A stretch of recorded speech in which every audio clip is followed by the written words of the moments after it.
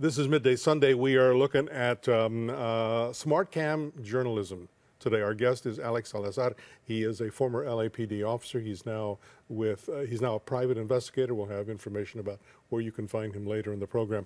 Body cams. What's the sense among the men and women of law enforcement about body cams? Most of them, they don't want to deal with the body cams. We've seen in LAPD where they've actually destroyed equipment which helps to document what is going on. And so they don't like to have Big Brother there. A lot of them are afraid of losing control and then, of course, being exposed by their own actions. Mm-hmm. Could you talk a little bit more about that? I know that all of a sudden, there's been an increase in the damage to antennas, for example. Well, yes, we saw how the LAPD wasn't able to account for antennas that were broken that transmitted the video to the officers of the incidents happening out there in the streets. Of course, there was no answer, there was no accountability, no one got in trouble. And so who knows what was covered up during that time period in which these cameras should have been working. Mm-hmm. You've talked earlier about culture. Might we assume that the people who are responsible for this attitude and this sort of behavior are some of the old-timers, and the newer generation that has come to law enforcement with all of this will be more accepting of this? Body cams, dash cams, that sort of thing. Well, I believe the newer officer that's coming out onto the streets is accepting that this is a new day and age of where we're going to be watched by technology. Mm-hmm. The older officers are used to doing things the old way. All right, there's the cowboy way, where we're going to kick ass, we're going to take names, and no one's going to tell us what to do. No. We're here to rock and roll. And the old street justice of a long time ago that has existed within law enforcement, that is slowly, hopefully, now being done away with. Mm-hmm. You suppose it would be fair to say that if there had not been some law enforcement officers who had violated the public's trust, that we wouldn't be in this situation today, where we have to wear body cams, dash cams, that there were people who had enough distrust that they wanted to document what was going on? Well, I think this has been something that has been going on for the longest time with police officers committing crimes.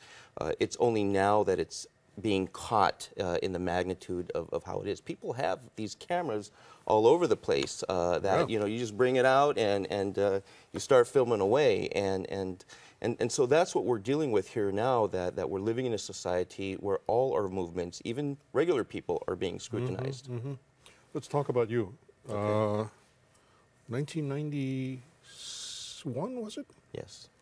Broadway, downtown? Yes. You're off duty? Yes.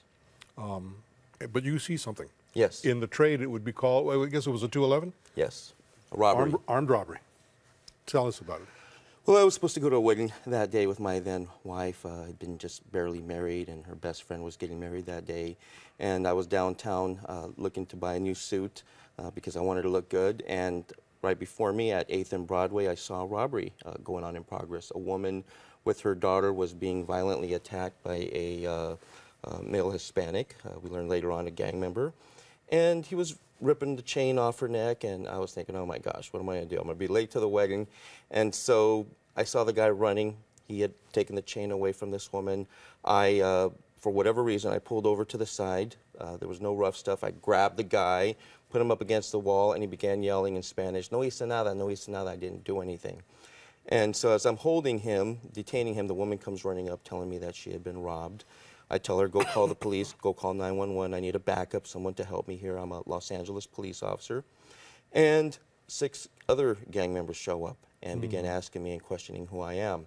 And so we began talking. I feel the guy who I'm holding here, detaining, loosening up, getting ready to run, and sure enough, he takes off. I go chasing after him in the middle of the street, and as I'm going after him, I hear the sound of breaking glass. My windows are being smashed. They're going into my car. On my brand new car, yes. And I now forget about this guy, and I come after these guys, and I go into my car, I get my baton, and they start coming after me. At this point, I realize I'm about to possibly get beaten up or worse, and I pull out my gun. And I pull out my weapon. It was a 2-inch revolver, snub nose. I point it at these guys. I tell them, "Policía, I'm going to shoot you." I'm yelling my commands in Spanish. They keep on coming after me. At that moment, a little old lady who just happens to be driving by says, "Get in the car. They're going to beat you up." And I say, "No, ma'am, I'm not going to leave my car." please call the police. And that was pretty much the last thing that happened to me when a car came out of nowhere, another vehicle, and ran me over. And so here I am flying over the hood, and I look down on the ground as I'm laying there, and my right ankle is broken in half, compound fracture. And I look back at these people almost very helplessly as they're breaking the windows of my car. They stole my badge, they stole my gun, they stole my uniforms. And at that moment, you know, it was just a event that I thought that would never end. It was 6 months after Rodney King, and so I was just having so many things going on in my mind. I should say to our viewers at home, as I'm sitting here 3 feet away from Alex, that you can see in his face, you can see in his pupils, all of this, he's still responding 24 years after the fact to what happened to you. Were you able to go back to work right away? I did. I went back 2 months later. My partners ostracized me. They said, "You dumb MFer, why did you get involved? Don't you know we're not supposed to get involved? We're supposed to have blinders on." And again, remembering that he was off duty. Yes.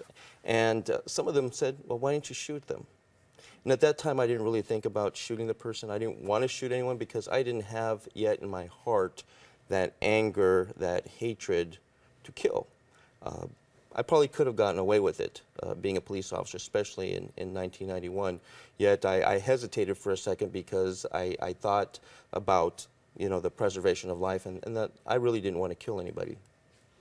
And from there, I would imagine, again, because I've covered LAP all this time, I would imagine that it went way beyond you being ostracized by other people who worked, you worked in Rampart, yeah. I was at that time working at Wilshire Division, but when I came back, I developed a lot of anger.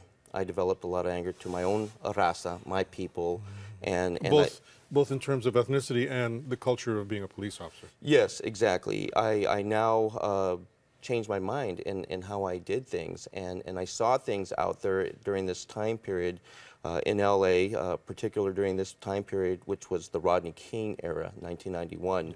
I was a 2-year police officer. I was very, at that time, prior to getting run over, I was very idealistic. I enjoyed my job. I loved my job. And yes, I had seen some ugly things dealing with the culture, but I thought, you know what, that's them. This is me. However, after my incident, I immediately began drinking alcohol. I began having relationship issues with my then wife.